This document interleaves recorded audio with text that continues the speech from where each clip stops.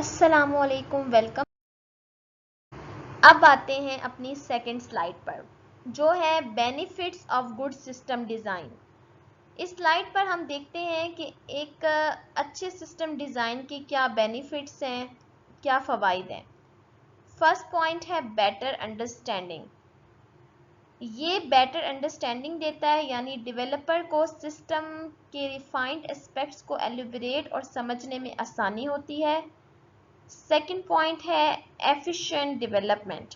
एक error free design हमारा development time बचा लेता है, क्योंकि बार बार डिस्कशंस की ज़रूरत नहीं पड़ती।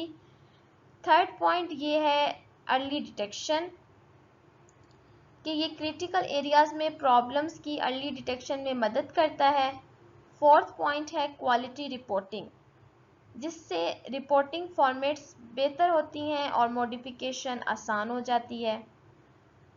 और फिफ्थ पॉइंट है लो मेंटेनेंस, यानी ऑपरेशन स्पेस में बहुत कम मेंटेनेंस दरकार होती है। Exam focus short question. Paper के हवाले से याद रखें, एक इम्पॉर्टेंट शॉर्ट क्वेश्चन अक्सर आता है, state any two major benefits of a good system design during the development and operation phase. Answer है इसका, आपने ये आंसर याद रखना है।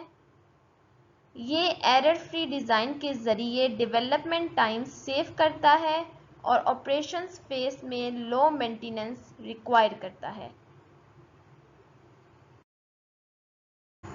अब आते हैं अपनी थर्ड स्लाइड की तरफ, जो है system analysis and design methods. यहाँ सीन ये है कि सिस्टम को बनाने और एनालाइज करने के लिए हमारे पास दो मेन अप्रोचेस होती हैं। Two main approaches are followed for the system analysis and design.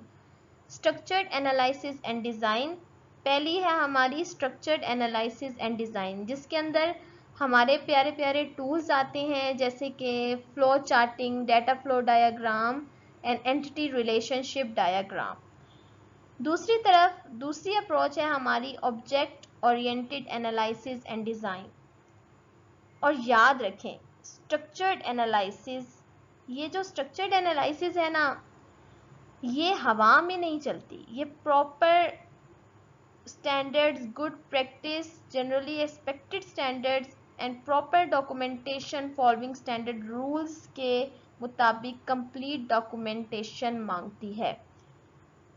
Exam focus, paper में यहाँ से एक मज़ेदार और पक्का एमसीक्यूज उठकर आता है।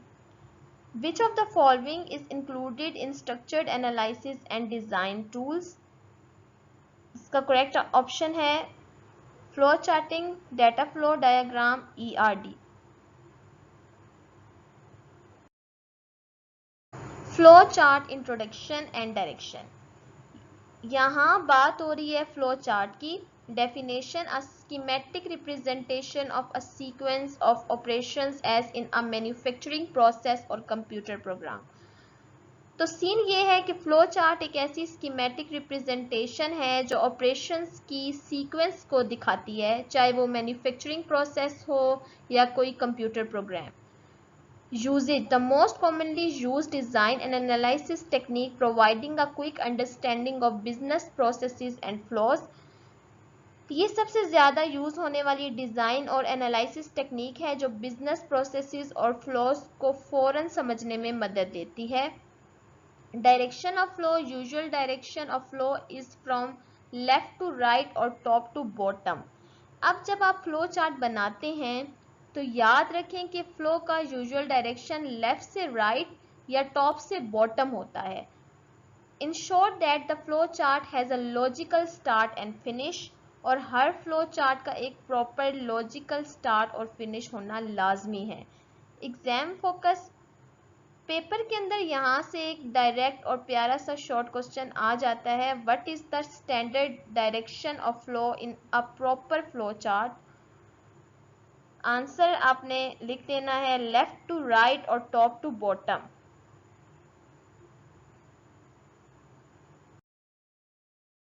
Flow chart symbols, basic elements, यहाँ हम फ्लो चार्ट के बेसिक सिंबल्स और उनके रूल्स को देखते हैं।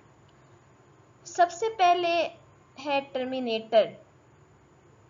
टर्मिनेटर जो किसी भी फ्लो चार्ट का स्टार्ट या फिनिश मार्क करता है और इसके साथ सिर्फ एक ही फ्लो लाइन यूज होती है। प्रोसेस, दूसरा है प्रोसेस जो किसी ऑपरेशन को रिप्रेजेंट करता है और याद रखें कि प्रोसेस सिंबल से सिर्फ एक ही फ्लो लाइन बाहर आनी चाहिए। तीसरा है इनपुट आउटपुट, जो तब यूज होता है जब डाटा इंटर किया जाए या डिस्प्ले हो और इसमें एक सिंगल फ्लो लाइन इंटर होती है और एक ही लाइन एग्जिट करती है। डिसीजन, फोर्थ पॉइंट है डिसीजन और सबसे मजेदार है, इसमें सिर्फ एक फ्लो लाइन इंटर होती है लेकिन 2 या 3 फ्लो लाइन यानी हर पॉसिबल आंसर के लिए एक लाइन इस सिंबल से बाहर निकलती है। Exam focus MCQs, how many flow lines should inter and leave a decision symbol, तो फौरन आंसर मार्क कर देना है। एक फ्लो लाइन इंटर होती है और 2 या 3 फ्लो लाइन्स पॉसिबल आंसर के मुताबिक लीव करती हैं। 1 फ्लो लाइन इंटर एंड 2 और 3 flow lines leave depending on possible answers. Flow chart symbols advance elements, यहाँ हम मज़ीद चंद एडवांस सिंबल्स की बात करेंगे। फर्स्ट है कनेक्टर, जो कॉम्प्लेक्स फ्लो चार्ट्स के अंदर फ्लो लाइंस की तादाद को कम करने और उन्हें मैनेज करने के लिए यूज़ होते हैं। और हाँ, अफेक्टिव कम्युनिकेशन के लिए फ्लो लाइंस के लिए इंटरसेक्शन आपस में काटने को अवॉइड करना चाहिए। प्रीडिफाइंड प्रोसेस, जो एक ऐसे नेम प्रोसेस को रिप्रेजेंट करता है जिसमें एक या एक से ज़्यादा ऑपरेशंस या प्रोग्राम स्टेप शामिल होते हैं जो किसी और जगह स्पेसिफाई किए गए हों। थर्ड है ऑफ पेज कनेक्टर, जिसे फ्लो चार्ट के रिमोट पोर्शन को डिफरेंट पेजेस पर कनेक्ट करने के लिए यूज़ किया जाता है और इसमें सिर्फ एक फ्लो लाइन इंटर या एग्जिट करती है। Exam focus short question, paper के अंदर यहाँ से एक ज़बरदस्त और फ्रीक्वेंट शॉर्ट क्वेश्चन आता है। Why are connector symbols used in a flow chart? तो फौरन आंसर लिख देना है कि ये फ्लो लाइंस की तादाद कम करने और कम्प्लेक्स लाइन इंटरसेक्शन को अवॉइड करने के लिए यूज होता है, to reduce the number of flow lines and avoid complex line intersection. Good practices for flow charts, यहाँ हम देखते हैं कि एक अच्छा फ्लो चार्ट बनाने के लिए किन गुड प्रैक्टिसेस को फॉलो करना चाहिए। पहला पॉइंट है लॉजिकल ऑर्डर, प्रोसेस का हिस्सा बनने वाले तमाम ज़रूरी स्टेप्स को लॉजिकल ऑर्डर में लिस्ट आउट किया जाना चाहिए। Clarity, flow chart clear, neat और फॉलो करने में आसान होना चाहिए जिसमें अंडरस्टैंडिंग के लिए कोई एम्बिग्विटी ना हो। और वैलिडेशन थर्ड पॉइंट है, फ्लो चार्ट की वैलिडिटी को टेस्ट करना भी बहुत यूजफुल होता है। पेपर के अंदर यहाँ से एक इम्पोर्टेंट लॉन्ग क्वेश्चन आ सकता है, discuss the recommended good practices for drawing on effective and clear flow chart. तो इसका आंसर आप यही लिखेंगे कि स्टेप्स को लॉजिकल ऑर्डर में लिस्ट करना, फिर उसको नीटनेस और क्लैरिटी में मेंटेन करें ताकि कोई भी एम्बिग्विटी ना हो और वैलिडिटी को टेस्ट करें। उम्मीद है कि आपको आज का ये लेक्चर अच्छे से समझ आ गया होगा और सारे कॉन्सेप्ट्स क्लियर हो गए होंगे।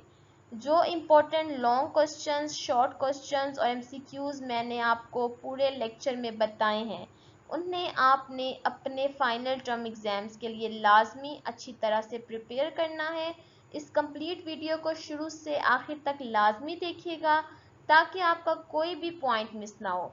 और अगर आपको ये वीडियो पसंद आई हो तो चैनल ब्राइट फ्यूचर एकेडमी को लाजमी लाइक, शेयर और सब्सक्राइब कर लें। और अगर कोई भी क्वेश्चन हो तो कमेंट्स में ज़रूर पूछिएगा। अल्लाह हाफिज़, मिलते हैं नेक्स्ट लेक्चर में।